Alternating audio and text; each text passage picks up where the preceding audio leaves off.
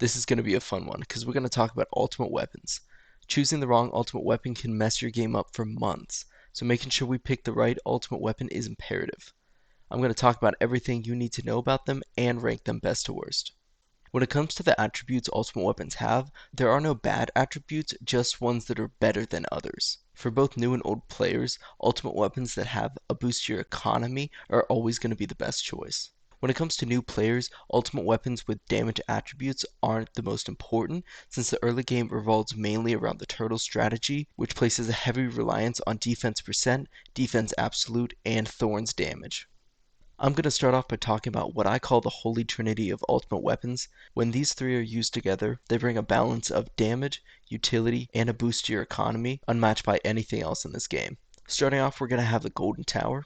Golden Tower is a specialist ultimate weapon focusing solely on boosting your economy.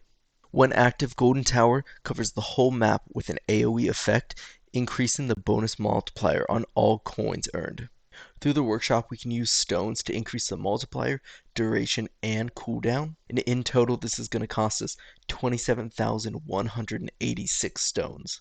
Since we can stack multipliers, it's really important to sync our cooldown with the next two ultimate weapons. If you want to learn how to do that, I'll have a video linked down below. In the lab, we can use coins to further increase our coin bonus and the duration. And finally, while in runs, through perks, we can increase the tower bonus by another 1.5 times. For this, I'm going to give it an S ranking. The second part of our Holy Trinity is going to be Black Hole. Unlike Golden Tower, Black Hole is a jack of all trades type of ultimate weapon. It brings to the table utility, economy, and damage. When Black Hole is activated, enemies are pulled into the center.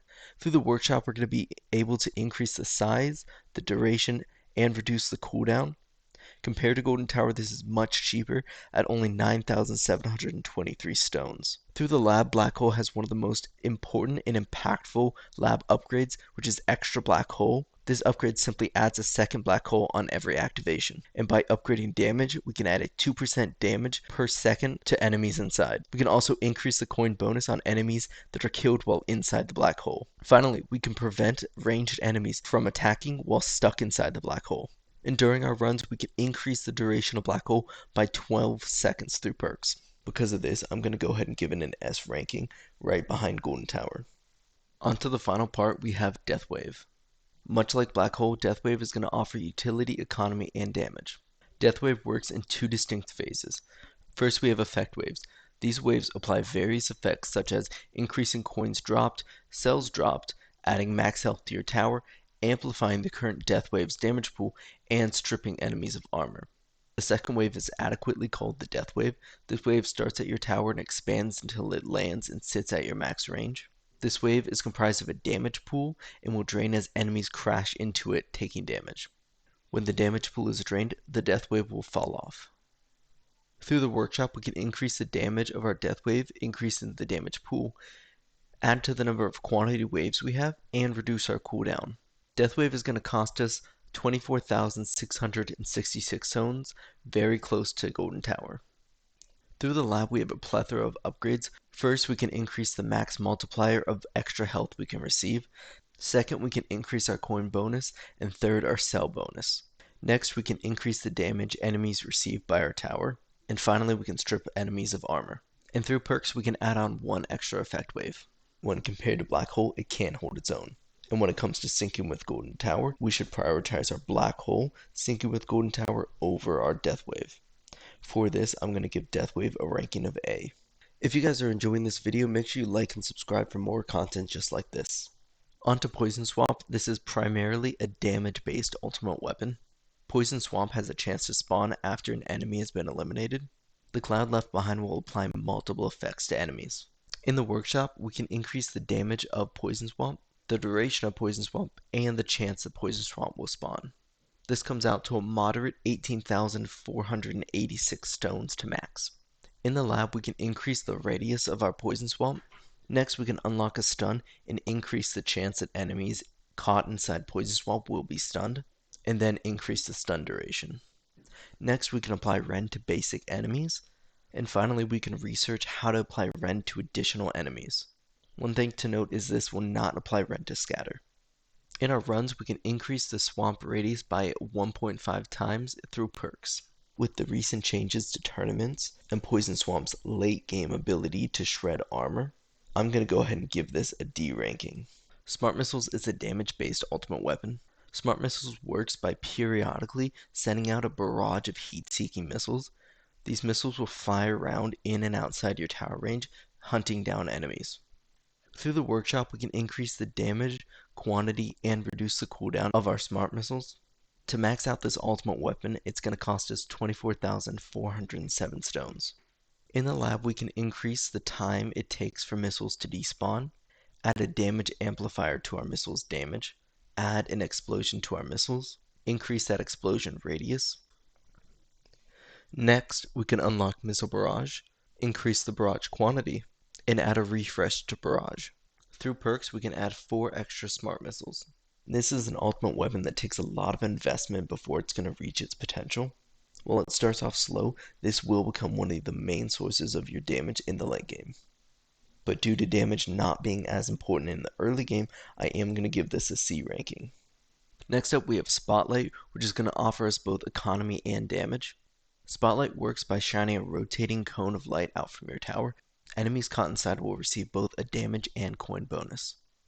Through the workshop, we can increase our damage bonus, the angle of our spotlights, and the quantity of spotlights. Maxing this ultimate weapon comes out to a heavy cost of 25,021 stones. Through the lab, we can unlock Spotlight missiles. This will periodically fire a missile out from your tower to an enemy within the spotlight. The damage for Spotlight missiles will scale with Smart missiles. Second, we have a coin bonus that can be unlocked through the lab and further upgraded. This will add a coin bonus to all enemies killed inside the spotlight. In our runs through perks, we can increase the damage enemies take within the spotlight by 1.5 times. Before the Deathwave update, Spotlight and Deathwave were neck and neck as to which one was better, but I think after the update, Deathwave has taken 2 steps above Spotlight. Whether you look at it from the point of a free ultimate weapon or an ultimate weapon that you unlock, Spotlight takes a lot more of an investment to get the same amount of return as Deathwave. Because of this, I'm going to give it a B ranking. In the late game, Spotlight covers nearly the entire map and is a great boost to your damage. Inner Landmines are a defensive ultimate weapon offering damage. Inner Landmine works by spawning a field of landmines around your tower. These landmines will explode on contact, dealing damage and stunning enemies. Through the lab, we can increase the damage of our landmines, increase the quantity of landmines, and reduce respawn cooldown of our landmines. Maxing out inner landmines comes at a high cost of 24,407 stones. Through the lab, we can increase the blast radius. Next, we can unlock and upgrade the rotation speed of our landmines and add a stun applied to enemies. Finally, with perks, we can add an extra set of inner landmines.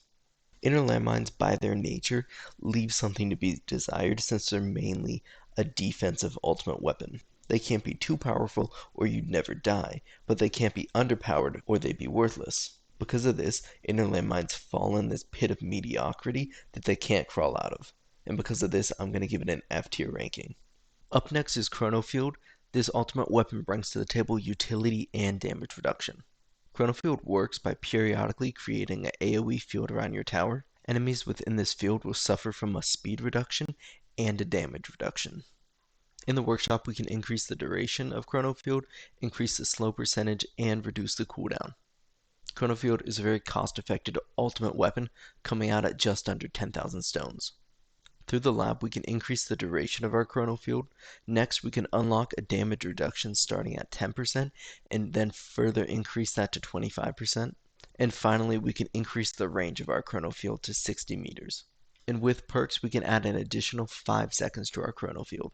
Chrono Field is a great ultimate weapon, offering both utility and damage reduction. But just like Spotlight, it takes a big investment for this to pay off. In the late game, this carries its own weight and is more than worth the investment. Because of that, we're going to give it a B ranking just behind Spotlight. Chain Lightning is a damage-based ultimate weapon. Chain Lightning works by enhancing your tower's base attacks. When an enemy is struck by your tower, there is a chance that Chain Lightning will proc, zapping nearby enemies with lightning.